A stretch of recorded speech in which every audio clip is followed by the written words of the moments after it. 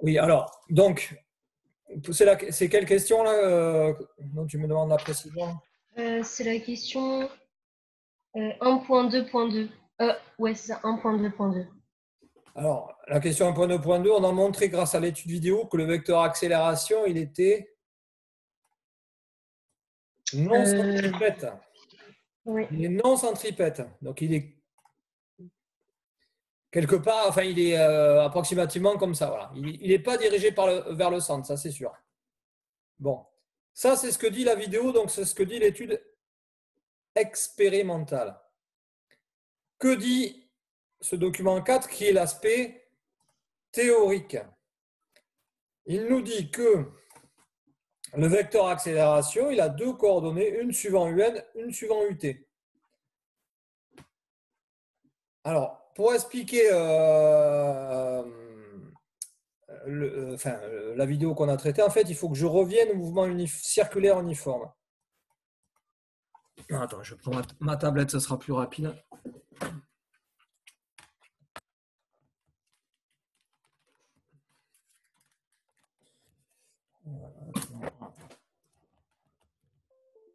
Donc, quant à mouvement circulaire, il y a deux cas. Le mouvement, il est circulaire uniforme ou il est circulaire non uniforme. Dans la formule théorique qui est ici, là, que devient cette formule quand le mouvement est circulaire, enfin uniforme, donc circulaire uniforme? Mais ce terme-là, il est nul, en fait. Parce que comme la vitesse, elle est constante, la vitesse est constante dans le cas de mouvement circulaire uniforme. Voilà. Et je sais qu'une fonction constante, quand je la dérive, alors là, la dérivée, ça sera par rapport au temps. Quand je dérive la vitesse par rapport au temps, vu que la vitesse, elle est constante dans ce cas-là, mais la dérivée, elle est nulle. Ça te parle ce que je dis ou pas? Oui, oui. Oui, oui. Donc, dans le cas de mouvement circulaire uniforme, la vitesse est constante, la dérivée dv sur dt égale à 0. Donc, l'accélération, d'après la formule qui m'est donnée, qu'est-ce qu'elle dit? Elle dit que l'accélération est égale à v carré sur r un. Autrement dit, l'accélération dans le cas de mouvement circulaire uniforme, elle est centripète.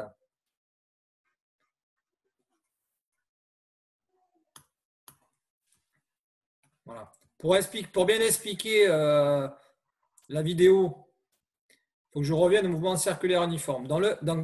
Ce qu'il faudra retenir, c'est que dans le cas d'un mouvement circulaire uniforme, l'accélération, elle est centripète et elle a cette expression-là.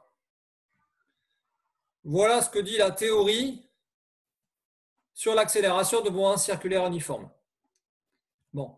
Maintenant, dans le cas de mouvement circulaire non uniforme, ce qui est le mouvement qui nous intéresse en fait, le mouvement du pendule, hein, si tu auras bien ce que tu as écrit, on a écrit que le mouvement est circulaire non uniforme et que l'accélération est non centripète. Est-ce que c'est cohérent avec ce que dit la théorie? Eh bien oui, parce qu'en fait, dans ce cas-là, il n'y a aucun des termes qui est nul. Donc la théorie, elle dit que l'accélération, dans le cas de mouvement circulaire uniforme, elle est comme ça. Alors, ça peut paraître compliqué, mais en fait, elle dit que dans le cas de mouvement circulaire non uniforme, l'accélération, elle a une coordonnée suivant UN et une coordonnée suivant UT. Pardon, là, j'ai inversé les deux. UN et UT. Là. Ça, c'est UN, ça, c'est UT. Bon. Peu importe, mais ça, il faut l'interpréter. Le vecteur accélération, il sera grosso modo comme ça.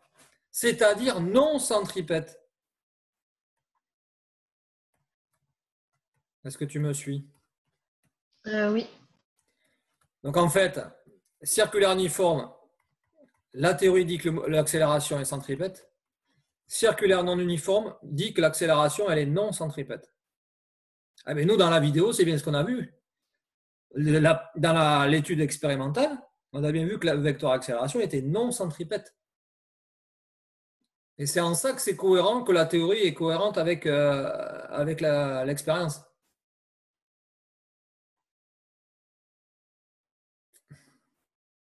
Allô?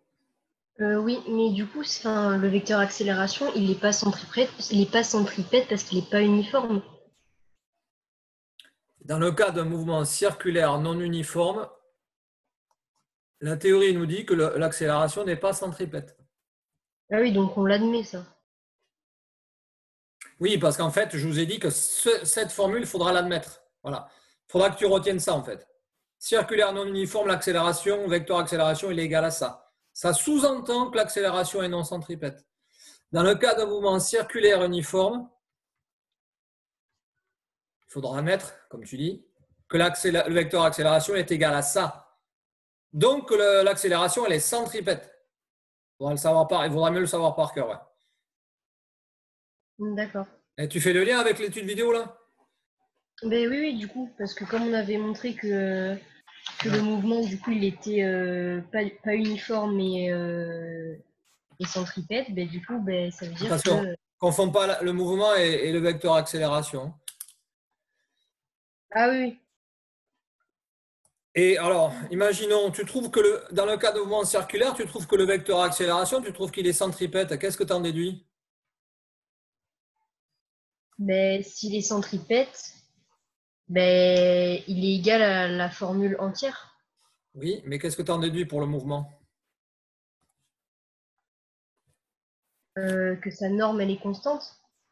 À qui? La norme du vecteur accélération. Oui. Et qu'est-ce que tu en déduis d'autre? Ben, que la norme du vecteur accélération, elle varie. Ah, tu m'as dit deux choses différentes là.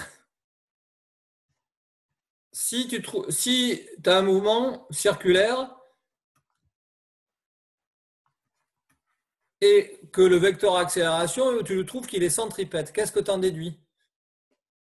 Un coup, tu me dis la norme est constante, après tu me dis la norme n'est pas constante. Tu me dis. Non, non, la norme, elle est constante, donc elle varie pas, oui, pardon. Oui, et qu'est-ce que tu en déduis d'autre? Ben, je sais pas. Bon, alors tu as du mal à voir les conséquences de tout ça. C'est un petit peu normal. Hein. Circulaire. En fait, c'est le raisonnement à l'envers. Si le vecteur accélération est centripète, alors j'en déduis que le mouvement il est uniforme, circulaire uniforme en fait. Parce que l'accélération est centripète que dans le cas d'un mouvement circulaire uniforme, ça marche dans l'autre sens. Si le mouvement est circulaire uniforme, l'accélération est centripète. Si l'accélération est centripète, le mouvement circulaire, il est forcément uniforme. Oui, Tu me suis? oui, oui, je vois. Si tu trouves que le vecteur accélération est non centripète, comme c'est le cas ici, tu en déduis que le mouvement est circulaire non uniforme. Non uniforme. Voilà. Et l'inverse est aussi vrai. Si tu as un mouvement circulaire uniforme, tu peux en déduire que l'accélération est centripète. Si tu as un mouvement circulaire non uniforme, tu peux en déduire que l'accélération n'est pas centripète. En fait, c'est peut-être mieux expliqué Enfin, peut-être mieux expliqué. Tout est résumé en fait plutôt dans le cours que je vous avais donné sur la cinématique associée à ce TP là. Donc c'est plutôt à la fin. Voilà. J'ai pris le document de votre livre en fait. Hein. Voilà. C'est assez bien résumé ici là. On est dans le cas de mouvement circulaire. Voilà. Si tu lis ça là, c'est ce qu'il faut, c'est ce qu'il y a à retenir en fait. Voilà. C'est ce que je viens de t'expliquer. Et sous forme résumée, peut-être plus, qui va peut-être plus te marquer là. Ok? Ok, donc en fait, juste pour la 1.2.2, il faut juste que c'est en accord parce que c'est euh,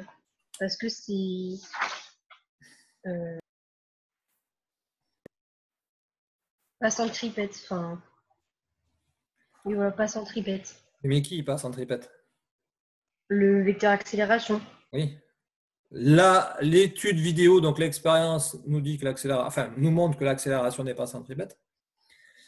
Et la théorie prévoit que l'accélération n'est pas centripète. D'accord. Voilà.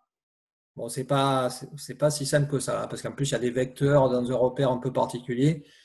C'est tout à fait nouveau, ça. C'est bon? Oui, merci beaucoup. Allez, je te laisse. À lundi. Au revoir. À lundi.